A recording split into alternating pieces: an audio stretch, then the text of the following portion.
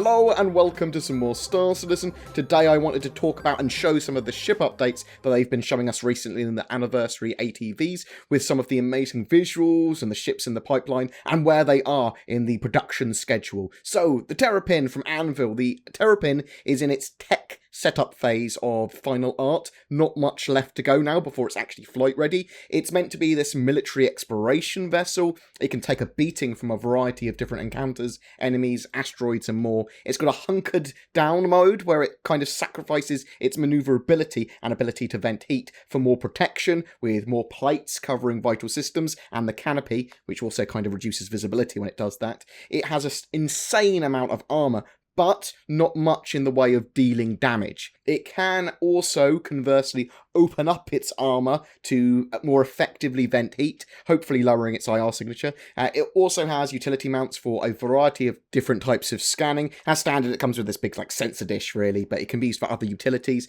These scans could be for mining and surveying purposes, but also with more military matters in mind, going and searching, reconnoitring enemy fleets, working out what the composition of that is, exploration, finding anomalies, scanning derelicts, as well as jump point charting as well. Though designed to be more of a one-person ship, it does have two stations. It's got that pilot seat, but also a central scan operator seat. This can be easily managed by a single crewman, though. It has living quarters and a bed, as well as storage for repair items, medikits, your flight suit, some other little supplies, as well as small items that you could find and bring back aboard, but it's not any form of cargo ship. The thrusters on the ship can articulate for main thrust, but also for VTOL, so it can effectively hover on planets. It's not agile as a ship, it is a survivor, it can take that pounding, but it's kind of not got any form of downside in its forms of agility and maneuverability. It's kind of just very okay at all of it. Also, the ship is the first Anvil ship that had an interior walk space and doorway for boarding. It's one of the smallest exploration ships in the verse and should allow you to go anywhere. The Carrack. So the Carrack is in its grey box phase. There is still a fair amount of work to be done with the ship. The Carrack is a top-tier military-inspired exploration vessel, and as with all of their ships, the interior now needs to be the main thing they look at when working out the external size and visual changes done to the ship. It kind of drives that now. They block out the interior, the needs, and then grow the ship accordingly. So the Carrack has grown to over 123 metres long due to those interior needs and due to aesthetic needs as well. The interior space feels like a stacked honeycomb with 30 and 60 degree corners, blue lighting with a red accent, as well as very much what the Anvil aesthetic is. This, at the moment, is as close to a Anvil capital ship as we've seen so far. It does have 4 turrets, 3 manned and 1 remote, for its entire firepower, but they can bring quite a lot of damage to bear on targets. It does have quite a large hangar as well. It seems to be around 20 metres, suitable for snubs, but maybe something a little larger. We'll have to wait and see when it's all blocked out and finished. It should have some modularity as well. 3 modular pods on the back that can be customised by players. At the moment they're working on the cargo ones for that, but expect things for medical, for living spaces, for other E-war needs, that sort of stuff, for more exploration. They are using the Reclaimer's drone room as a guide for the Carracks as well, at least in terms of function and size, and we will talk about the Reclaimer in a minute. It has a scout ship, that Carrack, the Pisces, and a bay for its own rover too. The ship itself is planned to be really self-sufficient for deep space exploration, so potentially months at a time you could spend in the ship without having to return home, so there's got to be ways of being able to repair it, refuel it, and that sort of jazz, as well as get supplies at other places, I suppose, as well. So yeah, deep space exploration, top tier exploration, this is my preferred exploration ship. They also talked about the Hurricane when they were talking about Anvil ships. So the Hurricane has had some updates. It's a glass cannon heavy fighter, focusing on DPS and fast attack. It's in its grey box phase, but making progress. Its manned bespoke central turret does still have 4 size 3 weapons on it, and the ship has another 2 size 3 or 4 weapons. The stats seemed a little unclear, and I suspect this will be balanced for the ship's kind of role and exactly what they want for the intent of it. All of the Anvil ships have a central ring motif and oversized intakes as well, and that Hurricane is no exception there. The ship has a bottom loading gunners and pilot seat, so you literally get in from the bottom and it kind of lifts you up. It's meant for 2 players to fly the ship effectively as well, and you'll be able to EVA out of the ship as well as having ejection for both gunner and pilot. The Hurricane will be very effective for strafing runs on the ground or as a forward attack craft for weakening larger ships. It's a glass cannon, it's going to deal a load of damage in the right hands. Moving on to Aegis, the Reclaimer. This ship is currently in its tech setup stages of final art, so it's not too far from being flight ready. Expect a few months. The Reclaimer is my favourite ship. Although the ship is Aegis, they have taken a lot of cues and design elements from much more rugged and industrial things like the Nostromo from Alien, as well as old factories and things like that. It's a large salvage and reclamation ship, but also a little bit of treasure hunting thrown in there as well. It has a big player-controlled claw arm with lasers that can grab and cut salvage up. This is controlled by a console next to the pilot. There is a clear view from the cockpit to see what the arm is doing, and the idea here is that the whole cockpit has quite an amazing visibility of what's going on in the general area, so it can work out what to salvage, it can see what it's actually doing.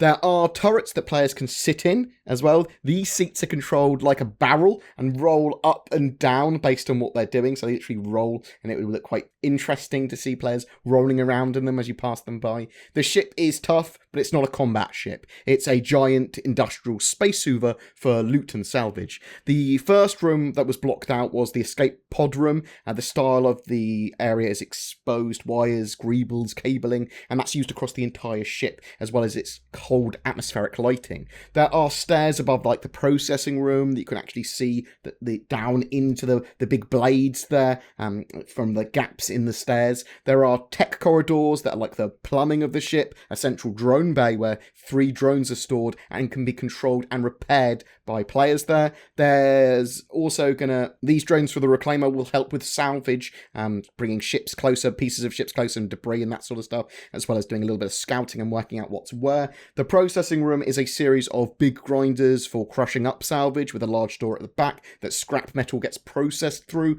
There are some creature comforts of the ship in the forms of living areas, bedrooms, which can hold 6 more people. There's adjoining bathrooms there. There's also a captain's quarters with its own bedroom and its own office. A mess hall too, which looks straight out of Alien. The ship is kind of broken down into zones: habitation, technical, and industrial. And you'll see this on a lot of the larger ships. This helps with the layout so players are less likely to get lost, but also has a few little hidey holes like room closets and engineering closets that all make sense technically.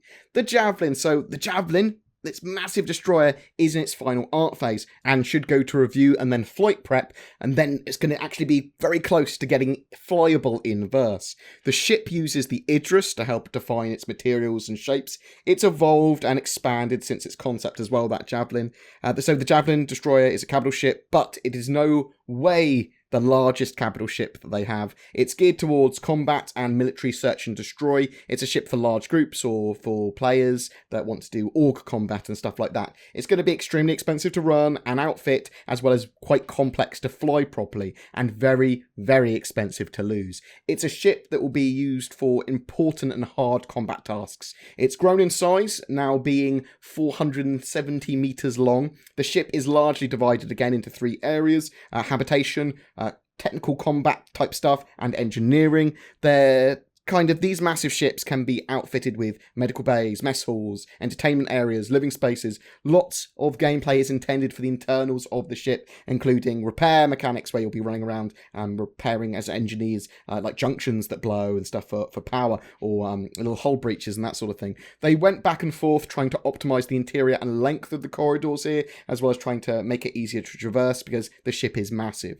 It has size 12 torpedo tubes on the front of the ship, which currently houses the largest torpedoes that are available in the game. It can house a contingent of Marines and has 2 big size 8 turrets which actually run along its spine and get tucked right at the back of the ship when not in use, or sort of like to protect them as well. There's also 11 size 6 turrets for more anti-fighter and anti-bomber uses as well. It has this large hangar bay for a dropship or Vanguard size ship, but only like a single one of them. But it can also receive deliveries from craft as well, from the smaller cargo ships and snubs. Due to the size of the Javelin, they built libraries of assets to help build out the craft in a quite a modular fashion. The idea here is that there's going to be a very few Javelins in the verse, and they're going to be quite hard to use. Up there with the Carrack, probably one of the most anticipated ships, is the Banu Merchantman. The ship is currently in its design review phase and concept whiteboxing phase at the same time, because they have to do lots of different stuff to it as well. So there's still a way to go, but the Banu Defender helps them develop the Merchantman with its styles and materials, and once the Defender's fully done, it will actually be a lot quicker and easier to do the Merchantman. They are respecting the past intentions of the ship, but also, as the Merchantman is older, they have to make sure they bring it up to date with metrics, materials, the desired roles and functions, as well as the evolved Banu style. So the ship has received a lot of updates and changes. It's a cargo ship, but it can sell on the move. It's grown massively compared to what it used to be. It has negotiation rooms for selling things directly to clients. It has a flying bazaar or kind of market and shops inside that you can go up to and buy stuff from.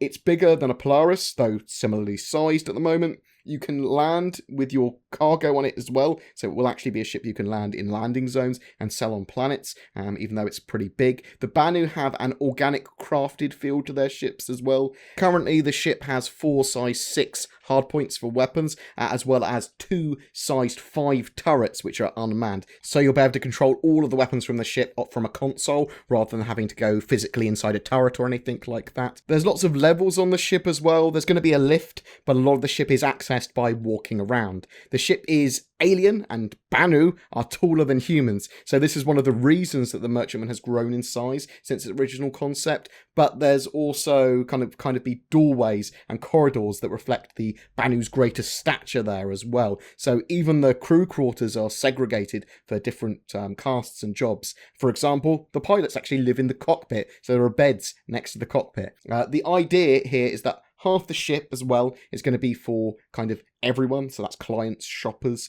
and the other half can be for operations and more trusted parties. The Tumbrel Cyclone, this vehicle is currently in the modelling and surface tweak stage of its final art phase for production. It's the first in the lineup from Tumbrel and will set the tone for the rest of the line. They are driving it in internal builds around at the moment, but it still requires a lot of fine-tuning and work. The Cyclone is a 2-man vehicle with a driver and navigator. The vehicle is a modular vehicle as well now, so you can actually remove the modules and change its kind of role and intention. There's going to be modules for racing, recon, anti-air, cargo, and there are also mentions of EMP modules as well now. It's transportation with a focus on speed and maneuverability though, 4-wheel drive with off-road use in mind, a fusion of a Jeep and a Humvee really. It's very rugged and it has a very tight turning radius as well. It's going to be very fast, not as fast as a Nox in like a straight line, but still pretty damn fast. Its suspension is going to allow for all-terrain travel as well. The racing variant can use boost, the recon version can map terrain and store the data, as well as place beacons to mark zones. With the anti-air module, you can fire missiles from the navigator or driver position, and they'll be able to lock and fire the missiles. Expect lots more ground vehicles in the future with tracked ones, tanks, and all that sort of jazz as well. Let's move on to Origin. Luxurious, clean and sleek ships. The 600i. The ship is currently in its grey box phase. It's been undergoing a kit bash of the remaining interior before going into final art. So this ship will affect the tone for the rest of the Origin ships going forward, especially the 300 series rework and the 890 jump. The 600i had a little bit of controversy, but they have sort of started to redefine its role a little bit and give it a little bit more gameplay. The 600i is Origin's equivalent competing ship to the RSI Constellation. So they used BMW as an influence here. They kind of want players to get these ships to show off in them. It's a modular ship, so you can switch out the center to make it into a touring module, which has the living area. This is partly for show or status, but will also be suitable for transporting VIPs. It will have lounge spaces, extra bedrooms and rooms, maybe a hot tub. Less function, but very suitable for players meeting up in the verse. The Explorer module will allow you to comfortably explore the verse. It's got 2 added scanner stations, additional cargo room, as well as wall-mounted grav plates that will allow the stacking of cargo up to 3 crates high, it seems, and a rover with a drop lift. But this is also suitable for other ground vehicles, and the lift will make it much easier for loading and unloading cargo. The ship is fast and armed with solid weaponry too. There's a rear turret that folds out from the back of the ship, though if you're carrying VIPs, you'll likely want some escorts, although the ship is reasonably capable in its own right.